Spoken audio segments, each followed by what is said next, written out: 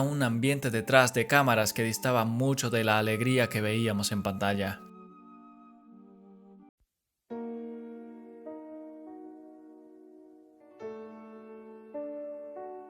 En el centro de todo este caos se encontraba un hombre, Dan Schneider. Quizá a muchos les suene, creador, productor y uno de los hombres más poderosos dentro de Nickelodeon en aquella época, amado por muchos y señalado por otros. Hoy, su historia es una mezcla de gloria, polémica y un caso judicial que podría cambiar para siempre la manera en la que vemos aquellos programas de nuestra infancia. Hoy en Ecos del Abismo, vamos a hablar del caso de Dan Schneider y de Nickelodeon. Comenzamos. A simple vista todo parecía perfecto, pero pronto empezaron a surgir las primeras sombras, actores, empleados que comenzaban a hablar de su carácter explosivo, de los gritos en los rodajes y de su obsesión de tener todo bajo control.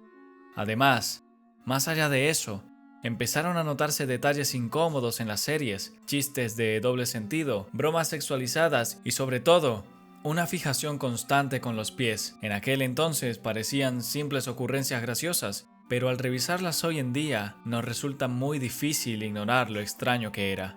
El quiebre final llegó en 2018. Nickelodeon anunció que Dan Schneider dejaba el canal. Oficialmente se habló de diferencias creativas y un cierre elegante para alguien que había sido tan importante, pero entre bambalinas, las versiones eran muy diferentes. Se hablaba de un ambiente de trabajo insoportable, de un jefe que humillaba, gritaba y que trataba muy mal a su equipo. Schneider seguía siendo respetado por su legado, pero algo se había roto dentro. Ese algo estalló en 2024, cuando se estrenó la docuserie Quiet on Set, The Dark Side of Kids of TV. Durante horas de testimonios, actores, trabajadores y expertos describían un Nickelodeon que nada tenía que ver con la alegría que mostraban en la pantalla. Un mundo de humillaciones, de abuso de poder y un ambiente turbio donde muchos niños crecieron frente a las cámaras.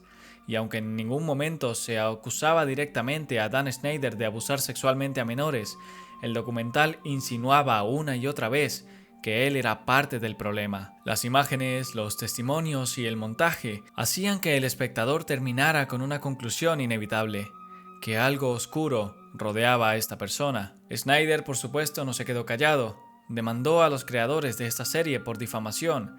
Según él, nunca había sido acusado formalmente de abusar a menores, ni que había enfrentado cargos criminales. Reconoce que fue un jefe duro, que cometió errores y que muchas veces fue hiriente o excesivamente controlador, pero niega cualquier crimen.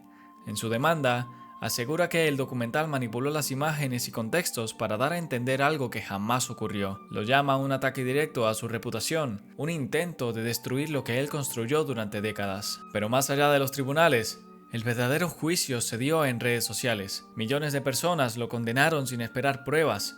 Para muchos, Schneider ya estaba marcado como un depredador, aunque no existieran acusaciones oficiales que lo confirmaran. Se compartieron videos, teorías, fragmentos de entrevistas, todo bajo una misma conclusión: Dan Schneider era culpable. Y así funciona el juicio mediático, un proceso que puede arruinar a alguien mucho antes de que un juez emita sentencia. Mirar estas series que marcaron nuestra infancia ahora resulta agridulce. Nos dieron risas, recuerdos, momentos felices, pero detrás había un mundo mucho más oscuro del que podíamos imaginar. Dan Schneider fue un jefe brillante y a la vez un jefe muy temido. La figura de Dan Schneider siempre ha sido objeto de controversia debido a su aparente fetichismo por los pies. Numerosos episodios de sus protagonistas incluyen Tolo. Hay una escena donde una chica dispara flechas con los pies descalzos. Estas representaciones han generado inquietud entre los espectadores y críticos, quienes señalan que tales escenas no tienen una justificación narrativa y parecen ser una manifestación de una obsesión personal. Además, se ha informado que el estudio de Nickelodeon en Burbank, California, existía un antiguo letrero con un logo de pies, lo que refuerza la percepción de que los fetiches de Schneider estaban presentes en la cultura corporativa del canal. Por otro lado, tenemos a Jennette McCurdy, también conocida por su papel en iCarly, publicó en 2022 sus memorias tituladas I'm Glad My Mom Died. En este libro, McCurdy relata su traumática experiencia como actriz infantil y la relación abusiva con su madre, quien la forzó a entrar a la industria del entretenimiento desde muy temprana edad. La madre exponía estrictas dietas, controlaba su imagen y la sometía a exámenes médicos invasivos, todo bajo la premisa apta para los roles de televisión. Aunque este libro se centra principalmente en su madre, Jennette McCurdy también menciona la figura de El Creador, un personaje que muchos interpretan como una referencia a Dan Schneider, y según Jennette McCurdy, este individuo le ofrecía alcohol a los actores menores de edad y fomentaba un ambiente de trabajo tóxico y explotador. También se ve que le dijo que los personajes de Victorious eran mucho más alegres, que eran mucho más fiesteros, y esto le gustaba mucho más al creador. Las series de iCarly y Victorious fueron pilares en la programación de Nickelodeon, pero detrás de las cámaras se gestaban situaciones preocupantes. En Victorious, por ejemplo, la actriz Daniela Monet expresó su incomodidad por una escena donde debía comer un pepinillo mientras se aplicaba brillo labial, considerándola innecesariamente sexualizada. A pesar de sus objeciones, la escena no fue modificada,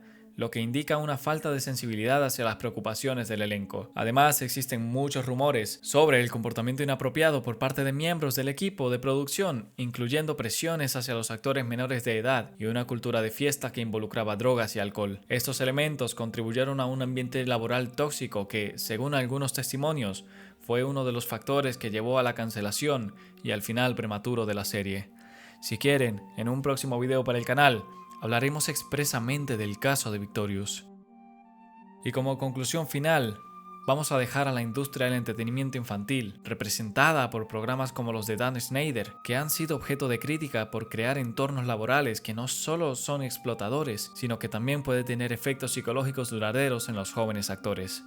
Las experiencias de Jennette McCurdy, por ejemplo, junto con las inquietudes sobre los fetiches de Dan Schneider y las dinámicas de iCarly y Victorious, resaltan la necesidad de una revisión profunda de cómo se manejan los derechos y el bienestar de los menores en la industria.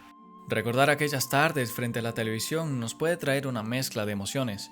Pensar en iCarly, que incluso los recuerdos más felices pueden tener sombras que no vemos al principio. Al final, mirar hacia atrás con ojos de adulto nos permite entender que la magia de la televisión infantil no siempre estaba libre de problemas. Nos deja una mezcla de nostalgia y desilusión.